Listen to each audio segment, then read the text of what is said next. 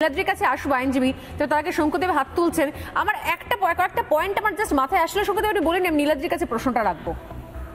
আচ্ছা, আমাদের শুধু একটাই বক্তব্য আছে, সেটা হচ্ছে যে দেখুন, আদালত যে নির্দেশ দিয়েছেন এই নির্দেশটা সব থেকে বেশি আমাদের পেশ করতে হয়।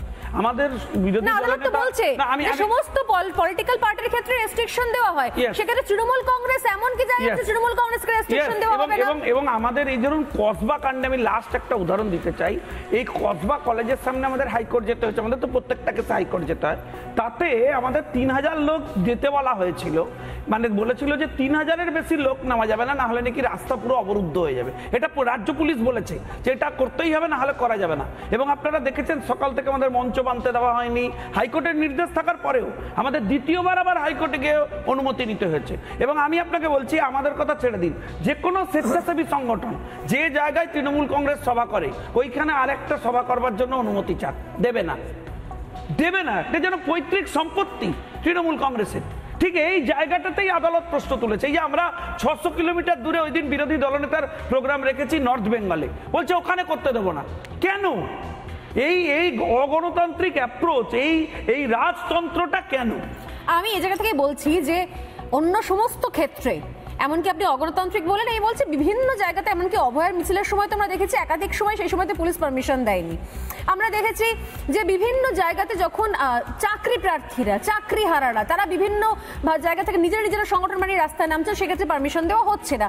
এমনকি পুজো প্যান্ডেলে কোথা থেকে কি কানেকশন হবে, লাইটের কানেকশন, লেজার শো, তারও পারমিশন পুলিশ দেয় নাকি, পুলিশ নাকি হ্যান্ডেল করতে পারবে না। সব ক্ষেত্রে শুধুমাত্র ছাড় এই 21শে জুলাইয়ের ক্ষেত্রে, কারণ বিষয়টার কোনো রাজনৈতিক দলের নেই। একদম অরিত্র ঠিক বলছেন, আমি সহমত। এটা সরকারি বিষয় হয়ে দাঁড়িয়েছে, গোটা সরকারের সঙ্গে যুক্ত হয়ে গেছে। আমি নীলাদ্রির কাছে একটা বিষয় নিয়ে আসবো। নীলাদ্রি, আমি জাস্ট দুটো লাইন বলছি, আপনি নিজে আইনজীবী, আপনি খুব ভালো জানেন, আপনি তার সঙ্গে দলটাও করছেন এতদিন ধরে।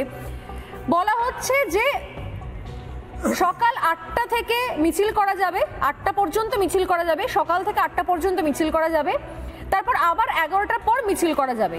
আমরা জানি মূলত 21শে জুলাই সভায় বক্তব্য রাখতে মমতা বন্দ্যোপাধ্যায় 1টা-1.5টার আশপাশে আসেন। এবার 9টা থেকে 11টা পর্যন্ত কলকাতার কোথাও যেন যানজট না হয় সেটা পুলিশকেই নিশ্চিত করতে হবে। এবং এই 21শে জুলাইয়ের মিছিল নিয়ে সময়সীমা বেঁধে দেওয়ার পাশাপাশি কি বলা হচ্ছে যে হাইকোর্ট থেকে 5 কিলোমিটারের মধ্যে যেন সাধারণ মানুষের অফিস যেতে কোনো অসুবিধা না হয় তাও পুলিশকে নিশ্চিত করতে হবে।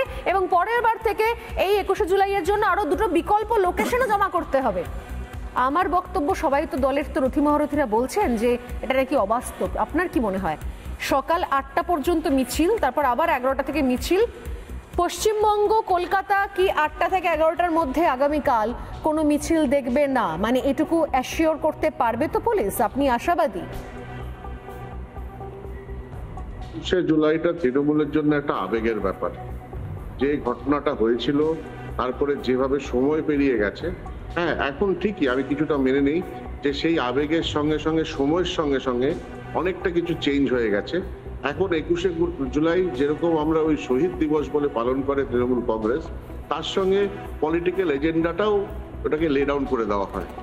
এখন যারা পুরনো ছিল, যেটা সোনালীদি বললো, মদন মিত্র, সৌগত রায়, সেদিন যেটা ছিল, আমি মদনদার মুখ থেকে অনেক কিছুই শুনেছি সেই দিনের ব্যাপারে। কিন্তু এখন ঠিক আছে, নতুন জেনারেশন যখন উঠে আসছে তৃণমূলে, সেই নতুন জেনারেশনটাকেও শিখিয়ে দেওয়া হচ্ছে যে 21শে জুলাইটা কি হয়। শঙ্কুদেব একদম ঠিক বলেছে, শঙ্কুদেব একসময় পার্টও ছিল এটা 21শে জুলাই। আর সৈকত যেটা বললো যে he was trying to justify the police firing, সেটা কোনোভাবেই হয় না, সেটা যারই হোক সেটা খুব খারাপ হয়েছে। এবার ফিরে আসে তোমার প্রশ্নতে, যেখানে তুমি বলছো যে পুলিশ কি করে করবে, সেটা পুলিশ দেখবে যে পুলিশ কি করে করবে। কারণ হাইকোর্ট, মহামান্য আদালত একটা অর্ডার দিয়েছেন, যে বলেছেন যে 8টা থেকে 11টা যেন কোনো জঞ্জাট না হয়। 21শে জুলাই আমাদেরও কোর্ট আছে, এর আগে অনেকবার 21শে জুলাই উইকডেজে পড়েছে, আমরা কোর্টে গেছি, হ্যাঁ কষ্ট হয়েছে কিন্তু গেছি। এইবারও এটা গভর্নমেন্ট দেখবে যে কি করে ফ্রি মুভমেন্টটাকে রাখবে। কিন্তু তা বলে 21শে জুলাই বন্ধ হয়ে যাবে, বন্ধ করার কথা তো কেউ বলছে না, বন্ধ করার কথা তো কেউ বলছে না, আমরা কখনোই বলি না। একটা ভয়ঙ্কর নারকীয় হত্যাকাণ্ড, এবং সেটার জন্য সারা জীবন, কিছুক্ষণ আগে অরিত্র একই কথা বলছেন, আমিও একই কথা বলি, সারা জীবন একটা রাজনৈতিক দল তাদের নির্দিষ্ট কোনো দিন পালন করতেই পারে, কিন্তু তা বলে কলকাতা স্তব্ধ করে আপনি আইনজীবী, আপনি জানেন যে এখানে অবজারভেশন একটা কথা বলা হয়, বিচারপতি বলেন যে তাহলে এরপর থেকে 21শে জুলাইটাকে ছুটির দিন ঘোষণা করে দিন, মানে এইভাবে গোটা শহর স্তব্ধ হয়ে যাবে শুধুমাত্র এই ক্ষেত্রে পুলিশ পারমিশন দেবে, এটা কি করে হয়?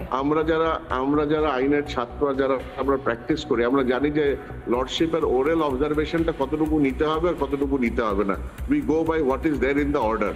যখন মামলা হয় অনেক কিছু অবজারভেশন করা হয়, কিন্তু বাট অবজারভেশনকে নিতে হবে কি নিতে হবে না, unless it is reflected in the order, it has no value.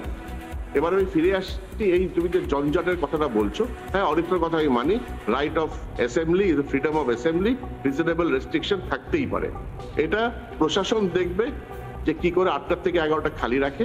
আর এই যে লোকজন আসছে, লোকজন আবেগেও আসে, অনেক লোকজন আছে যারা আবেগে আসে। নীলাদ্রি, আপনি আশাবাদী প্রশাসন খেয়াল রাখবে? আমি বলছি আপনি আশাবাদী প্রশাসন খেয়াল রাখবে? আমি 30 সেকেন্ডে শেষ করে। বিমান বন্দ্যোপাধ্যায় বলেছেন এটা অবাস্তব, ববি হাকিম বলেছেন রায় দেওয়ার আগে ভেবে নেওয়া উচিত ছিল। আপনার মনে হচ্ছে প্রশাসন 8টা থেকে 11টা, আমি কিন্তু 8টা থেকে লাইভ করব তাহলে, আর আপনাকে আপনার সাথে যোগাযোগ করব আগামীকাল। সেটা অবশ্যই করো। শোনো, স্পিকার বা মিস্টার হাকিম কি বলেছেন, দ্যাট ইজ ইমেটেরিয়াল।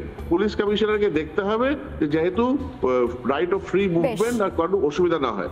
আর এই যে বলছে লোকেরা নিয়ে আসে, যতজন লোকেরা নিয়ে আসে পার্টির থেকে, ওর থেকে বেশি লোকেরা আবেগে পৌঁছে যায়। হ্যাঁ, আজকে তৃণমূল সরকারে আছে সেজন্য বেশি লোক আসছে, হতে পারে কালকে যদি তৃণমূল সরকার না থাকে লোক কম আসছে, কিন্তু 21শে জুলাই ছিল, হচ্ছে, আর আগামী দিনও হবে। আর যতটুকু আছে যে ব্রিগেড প্যারেড গ্রাউন্ড বা কোনোখানে শিফট করার, সেটা পার্টি দেখবে যে কোথায় করবে, সেটা ভিক্টোরিয়া হাউসের সামনে করবে না সেটা ব্রিগেড প্যারেড গ্রাউন্ডে করবে। কিন্তু হ্যাঁ, এটাও ফ্যাক্ট, 21শে জুলাইতে যত লোক আসে, প্রধানমন্ত্রী আসলেও এত লোক হয় না যতটুকু 21শে জুলাইতে আসলে।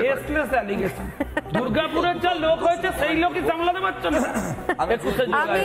ওইটুকু জায়গার মধ্যে তাহলে করেন কেন? ব্রিগেডে করুন, ওইটুকু জায়গার মধ্যেই করেন যাতে বেশি লোক দেখানো যায়। আচ্ছা, 21শে জুলাইটা টিকিয়ে রাখার জন্য কি কমিশনের রিপোর্টটা বেরোচ্ছে না নীলাদ্রিদা? আপনি তো উকিল বাবু,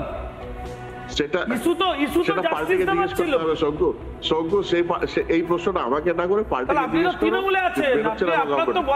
আগামীকাল যাবেন তো? আগামীকাল যাবেন তো নীলাদ্রি বাবু? আপনি 21শে জুলাই যাবেন না? 8টার মধ্যে পৌঁছে যাবেন নাকি 11টার পর পৌঁছবেন? না, আমি তো কোর্টে যাব, কোর্ট আছে সেদিন। যা, তাহলে আপনি কিন্তু আমি 11টার মধ্যে ঢুকবো। আমি শেষ করব। হ্যাঁ, আশাবাদী যে খুব ইজিলি ঢুকবো। আমি সিরিয়াসলি দেখবো, কালকে আমরা লিটারালি লাইভ থাকবো এবং আমরা দেখবো যে সকাল 8টা থেকে 11টা পর্যন্ত প্রশাসন এবং পুলিশ ঠিক কি দায়িত্বটা পালন করছে। একদম 10 সেকেন্ড সৈকত গিয়ে হাত তুলছি। আমি অরিত্রর সঙ্গে এই জায়গায় ডিফার করছি। 21শে জুলাই আগামী দিনে থাকবে কিনা এটা নিয়ে একটা বড় প্রশ্ন চিহ্ন রয়েছে। আপনি যদি দেখেন তাপসী মালিক, আপনি যদি দেখেন নন্দীগ্রাম, আপনি যদি দেখেন সুচপুর, আপনি গত 3-4 বছরে মমতা বন্দ্যোপাধ্যায়কে কোনো জায়গায় শহীদ তর্পণা দেখেছেন? তাপসী মালিকের শহীদ বেদিটা আগাছাই পূর্ণ হয়ে গেছে, মমতা বন্দ্যোপাধ্যায় মনে রাখেননি। 21শে জুলাই কমিশনের রিপোর্ট সামনে না এলে শুধুমাত্র রাজনীতি করবার জন্য 21শে জুলাই করা সম্ভব না। 1, 2, ইডিসিবিআই তো শীত ঘুমে আছে। আমি আবেদন করবো ইডিসিবিআই এর কাছে, আগামীকাল ধর্মতলায় যদি ইডিসিবিআই পৌঁছয় তাহলে গোটা রাজ্যের সমস্ত চোর গুন্ডা বদমাইশ ধর্ষকদের ওখানে পেয়ে যাবেন। ইডিসিবিআই এত কষ্ট না করে আগামীকাল ওই 21শে জুলাই ওখানে যান। মুশকিল হচ্ছে ইডিসিবিআই তো আর আলিমুদ্দিনের মতো পলিসিতে চলে না। যে কোনো জায়গাতে মিছিল সমাবেশে দুমুখে ইডিসিবিআই যায় না। এটা বামেরা মনে করে, বামেরা তারা নিজেকে 0, 100, 1000 মনে করতে পারে, কিন্তু দেশের গণতন্ত্র তাই বলে না, দেশের গণতন্ত্র তাই বলে না। Thank you so much. আমি শো শেষ করছি। এরকম মানে আকাশ কুসুম আলোচনা করে তো লাভ নেই। যে কোনো দল, যে কোনো রাজনৈতিক দল তার মিটিং মিছিলে সেখানে হঠাৎ করে আচমকা কেন্দ্রীয় সেন্ট্রাল এজেন্সি হঠাৎ করে চলে আসতে পারে, এগুলো হাস্যকর। কিন্তু এনিওয়ে, আমি আবারও বলছি, একই জায়গায় বলছি যে কোনো রাজনৈতিক দল তাদের নির্দিষ্ট দিন তারা সারা জীবন পালন করতে পারে, কিন্তু নির্দিষ্ট কোর্টের নির্দেশ মেনে করবে কি, নাকি আবারও সেই তৃণমূলী যে পুলিশ, সেই পুলিশের তৃণমূলী কালচারকে রপ্ত করে আমরা কালকেও 8টার পর অন্য কোনো ছক দেখবো। আমি সিরিয়াসলি কালকে 8টা থেকে নজর রাখবো। আমার মনে হয় কি গোটা পশ্চিমবঙ্গ দেখবে, টেলিভিশনের দিকে তাকিয়ে থাকবে, রিপাবলিক বাংলার দিকে, যে সকাল 8টা বাজার পর 8টা থেকে 11টা তৃণমূল কংগ্রেস কি করছে, নজর থাকবে। আপাতত এই পর্যন্ত ছোট্ট বিরতি নিয়ে ফিরে আসছি, সঙ্গে থাকুন।